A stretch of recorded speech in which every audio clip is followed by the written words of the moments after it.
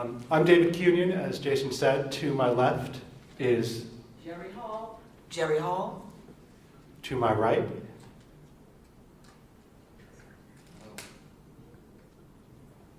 Irving Bannister. And further on, Lawrence Cotton.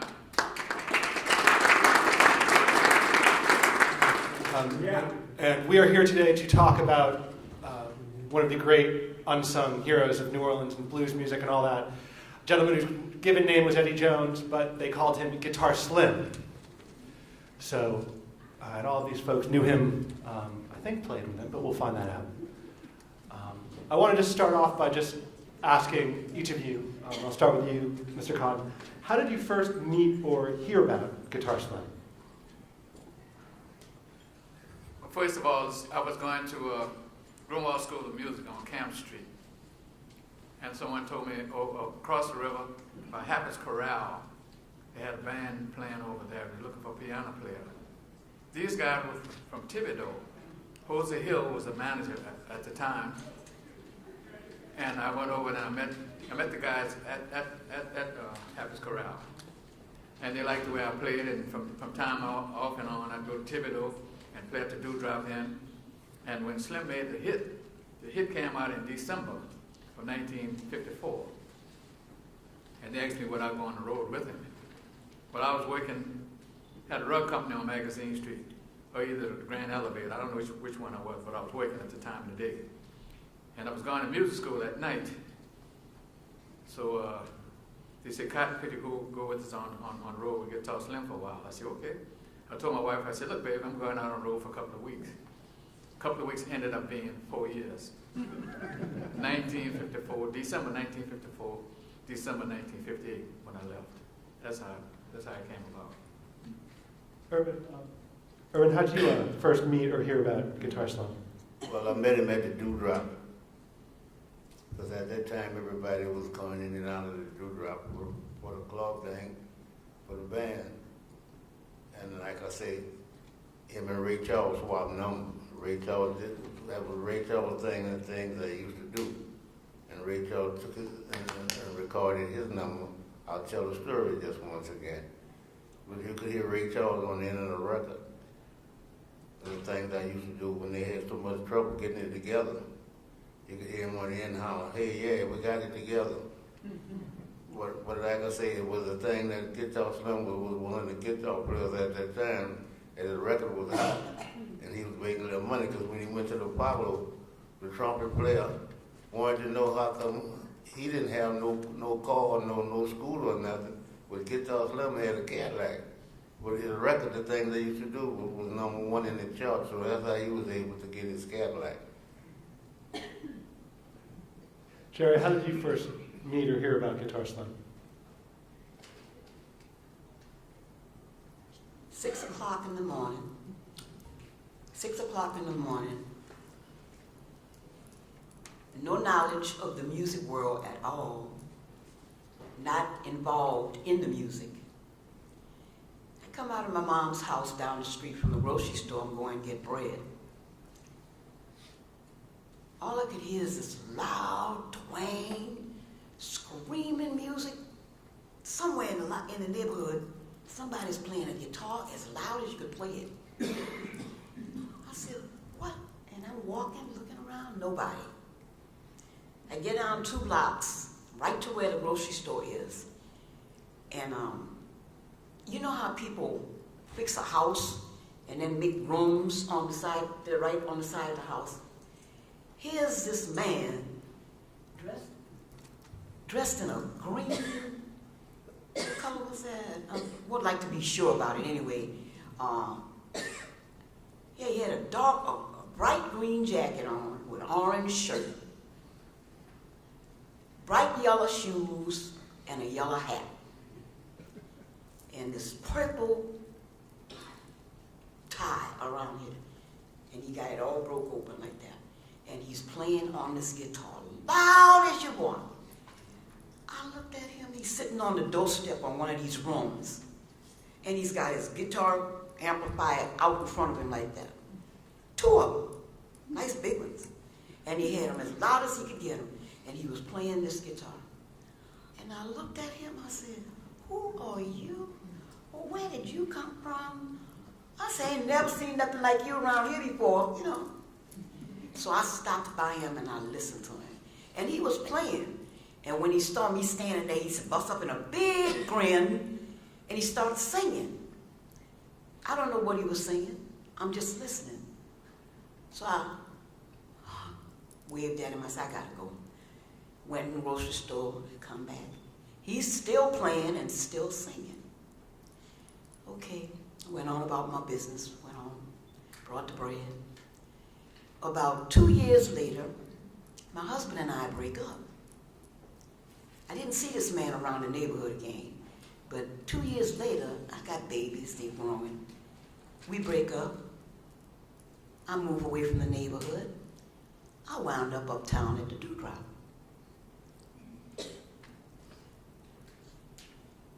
One night, I think it was near the weekend, and they had on the marquee Guitar Slim in this man's picture. I said, so this is Guitar Slim. So that's who I saw sitting in the doorway, Guitar Slim. Okay. So we come to the Dewdrop that night, and sure enough, it was Guitar Slim, and it was his band, and he was loud and bright. And it was beautiful to me because I had never, ever heard anybody play like that. And I had never, I was all into the music, work with me hand in. This one and that one and the other one and Ray Charles. But Guitar Slim I hadn't ever seen, and nothing like him. He was one of a kind. Yes, he was. And I really enjoyed him. I never got the chance to know him, though it was about maybe 7 or 8 months later. And that was another story. Well, you said you had never seen or heard anyone like him. I want to ask y'all, when you first heard him or you were playing with him, Lawrence, was there anyone else out there doing anything, doing the kind of thing he was doing? Well, no, I wasn't aware of that. We played at the Dewdrop Inn, and they'd have a show. They didn't have any guitar players on the stage. They'd have, if I remember right, it was James Prevost, he was a bass player. Frank Mitchell, he was a trumpet player.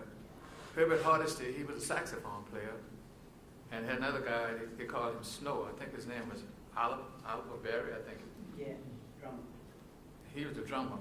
And they would play for the dancers. They always have what you would call an exotic dancer, and she'd come out and dance. Then they had a comedian, Lollipop Jones. He was on the show, but there weren't any guitar players on it. So the only time when I went on the road, the first time I went on the road, we went directly to the Apollo Theater, and that's when I first heard Guitar Slim. Well, excuse me, was he used to playing bright like that? And he was loud. He was loud. He was really brassy. And I wondered if that was how he played. Irvin, you ever heard, when you first heard Guitar Slim, and you ever heard anything like it? Was anyone playing like that? Well, he was at the Dewdrop, and really, he didn't get that loud, but he had a different way of playing because he played with the clamp on his guitar all the time.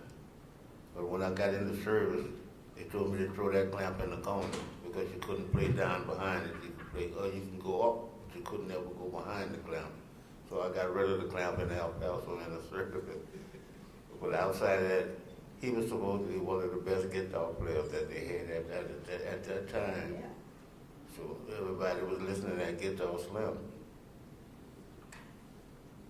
Let me interject this. When Slim was on that show, we played all the songs that he played, and we were supposed to have a finale. Charlie Barnett's band was in the background. And Slim, when he finished his song, we were in the key of B flat. And he was supposed to stop. And then the band would modulate to D flat, and we'd take it out. But Slim didn't know, because like he said, he had a clamp. He played with a clamp on the guitar. And when he finished the song, he's making all kind of noise, so somebody cut him off. Then Raw, I forgot his name, he made a modulation, and everybody, the band went into the key of D flat. and he swung it out. But he said he couldn't do that anymore. He was right though. Very loud, yeah. He just was, it wasn't anything wrong with what he was playing. It's just that he was playing. I mean, he was very bright. He always came way up high. And I thought that was great myself. I said, this is a brand new thing. What was he like as a stage performer? When Slim came, he came from Mississippi. I understand he was born in Mississippi. And he was a dancer over there. And when he stood up, his legs swayed back. And a lot of people was expecting him to fall, but he never did fall. And he was a great performer. And what happened, he'd always have somebody. He had a long cord on his guitar, and he had a guy from Mississippi. His name was Jimmy. Jimmy would carry him on his shoulder, and he'd parade all around. He had the people like a Pied Piper. They'd follow him everywhere he went, and that's how good he was. Irvin, you remember anything about seeing him perform? Like I say, everybody used to watch Slim when he get on the stage and perform because they had never seen that kind of guitar player before. Because you take like most of the guitar players, they were standing up. But the guitar Slim would like go around or go outside the door with a long cable and come back inside. But sometimes when he come back in, he stayed out so long they had changed the number. And they were playing something different. But he had the long cord and he would always go out the door at the dewdrop, stand outside playing until they cut him off. And then when he come back in, they was doing something else, but he was still a good performer. Jerry, you've never seen anyone play like Guitar Slim at that time? No, and I wasn't used to bands or anything like that. My going to dances here with a band, something like that. I understood the band because I knew June Garden and I knew Billy Diamond. They used to come to the club and you'd go to the club and see them. And they came to school. I was in high school. They'd come to they played and everything, and I was used to a normal band. But when I saw that man sitting in that door, I said, well, where does he work and what does he do? I found out 2 or 3 years later up at the Dewdrop, he did, just like they say, out on the sidewalk, hollering and screaming, playing real loud. But he was a good performer, and his music was good. Irvin, when you used to see him, or did you have any memories of the studio work, or working with him, or seeing him live? I never did see him in the studio, but he was at the Dewdrop almost looked like every weekend, because I was playing there with Little Richard and different ones at the time. But like I said, Slim would come in, and everybody would welcome him because he was a good entertainer. It's also, like you guys said, he was a really good dancer, too. Oh, yes, he did dance. About a couple of weeks or so before Slim died, he started coming around the Dewdrop, and all of us were at the Dewdrop. For some strange reason, we were just there. And Slim started coming in every day. And his partner, Earl King, he would come in the door asking for Earl. Where's Earl? Where's Earl? And we'd have to go and find Earl for him.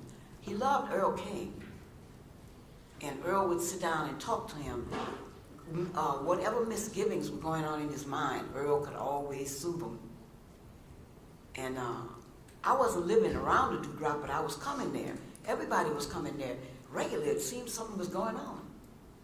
And one day I went there, and he was standing at the bar. He had on a powder blue suit. Clean. Had never seen him like that. He was just, in other words, he was like getting ready to go take care of some business, he looked. I said, what's the matter with you, Slim? Hi. That was all. I'm waiting for Earl. All right. Go find Earl. Go find Earl for me. All right. So we go and we find Earl. Earl said, man, Slim. I said, yes, he's here. Things went on like that for about 3 weeks. And one time he came in the place and he threw a fit in the place. He went screaming and hollering, and everybody went running. Nobody could stop him. They had to call the police, and they put him in St. Gilda's Hospital. And that is the last time I knew anything about him. Next thing I knew, he had passed. That was it.